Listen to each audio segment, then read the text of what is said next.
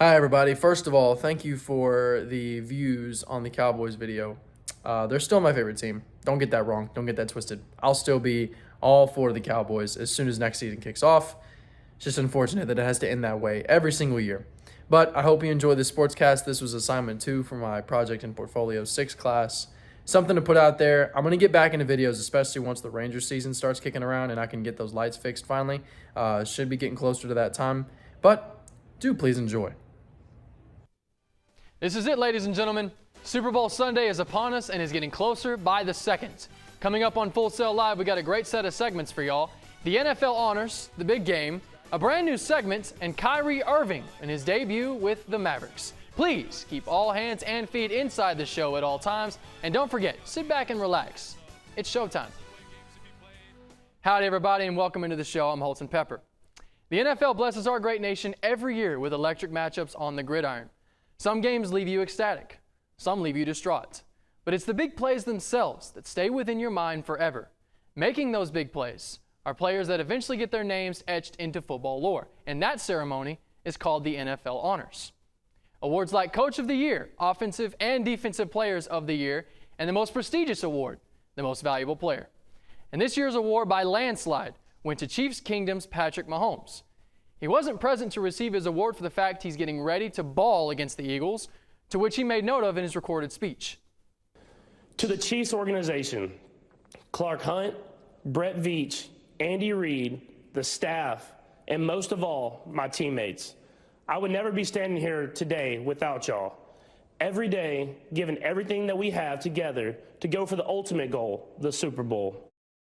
Mahomes received 48 of the 51st place votes for MVP. Without his fastest weapon, Tyreek Hill, Mahomes still rewrote the single-season record for total yards with 5,614.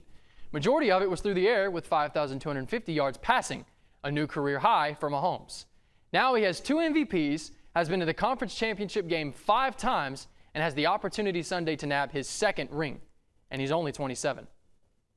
And with only one night's sleep away from the Super Bowl, how can you not be excited for it? The Philadelphia Eagles and the Kansas City Chiefs. MVP versus MVP runner-up. So many storylines are on this year's Super Bowl.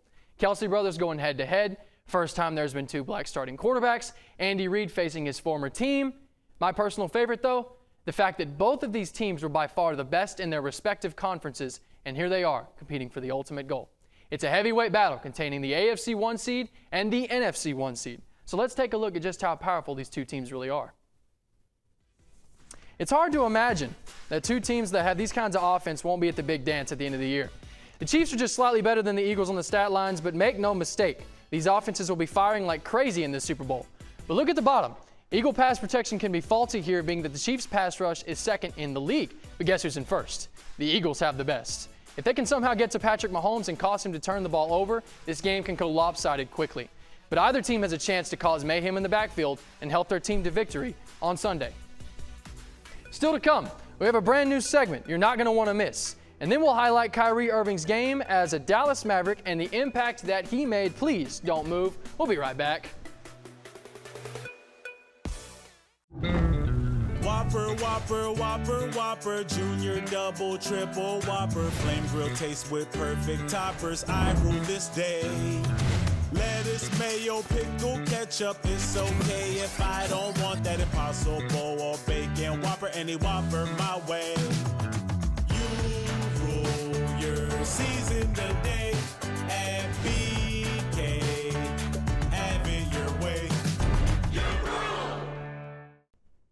Welcome back to Full Sail Live. I'm Holton Pepper. This NFL season was a strange one for many reasons. We saw some of the worst primetime football action we have ever seen, thanks to Gus Ramsey's Broncos.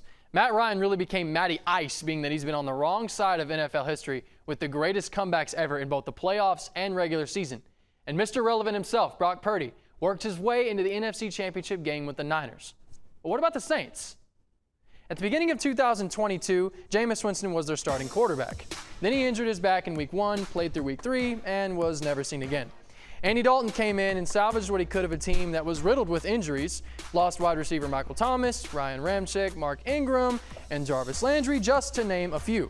Saints wound up losing out of the playoffs the 2nd year in a row, finishing 7-10 third in the woeful NFC South, with the Bucs winning that division at 8-9.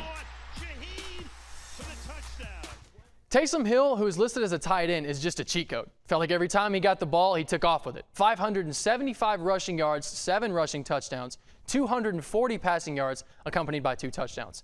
But he's not a franchise guy for quarterback. So what are the Saints going to do? Well, let's spin the wheel and find out. Welcome to Spin the Wheel Saints Edition. All right, Chris, spin it. Let's see who we're going to get. Are we going to get Jameis Winston again? Are we going to get Tom Brady? Maybe Jimmy Garoppolo? Oh, my goodness, it's Derek Carr. Wow. He's an exceptional quarterback. Expecting a Super Bowl with that guy in New Orleans, right? Of course you do. If he does end up in New Orleans, you can start to consider this wheel has some major magic for sure. Look forward to the next edition of Spin That Wheel, because this was fun for me.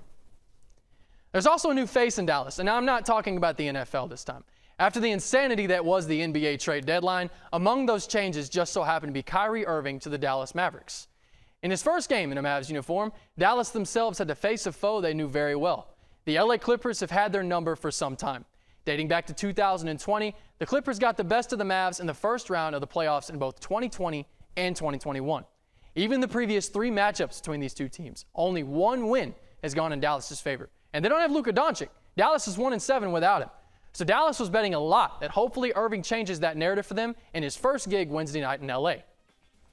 To start things out, we got a bounce pass to Kyrie Irving, and looking fresh right out the gate. Where are you going, sir? Corner 3, buckets. 5 minutes left in the first. Kawhi out to Terrence Mann for a totally exposed 3-pointer. Corner 3, he had a pretty good night. 21 points, second highest score. And then Jaden Hardy gets up in there, hurries for the slam dunk. Mavs up by 18 early.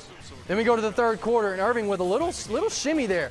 A good, beautiful 3 right there. Mavs go back up by 10. And Reggie Bullock, I mean, it's easy to win games when you got teammates stepping up like this. 6 3-pointers on the night. Second half started, and Kawhi was pretty quiet in the first half. Second half came around, and Leonard's had 16 points in the second half. There goes over Irving right there. Then we jump to the fourth quarter, and Irving drives. They're highly contested. Goes up and gets the 2. The Mavs go on to win it 110-104. ESPN's George Sedano got to ask Irving about his 24-point first impression with the Mavs. Incredible. Had natural nerves out here, so I was just trying to play well. But it feels good just to get acclimated. Been a long 96 hours to say the least, but I'm just grateful I got to play the game that I love with some guys that were selfless out there, and it just feels good. Luka Doncic and Irving have yet to play alongside each other. But Saturday night against the Kings might be our first glance. And if you got players acting like Reggie Bullock, going and hitting his first 3-pointers of the game against LA, well, this team is going to be a problem in the West. That's all the content I have for y'all today. So here we go. Tomorrow's Sunday. Go get your chips and dip, get ready for tomorrow's Super Bowl matchup, and please, please, please stay safe out there. For Full Sail Live, I'm Holton Pepper.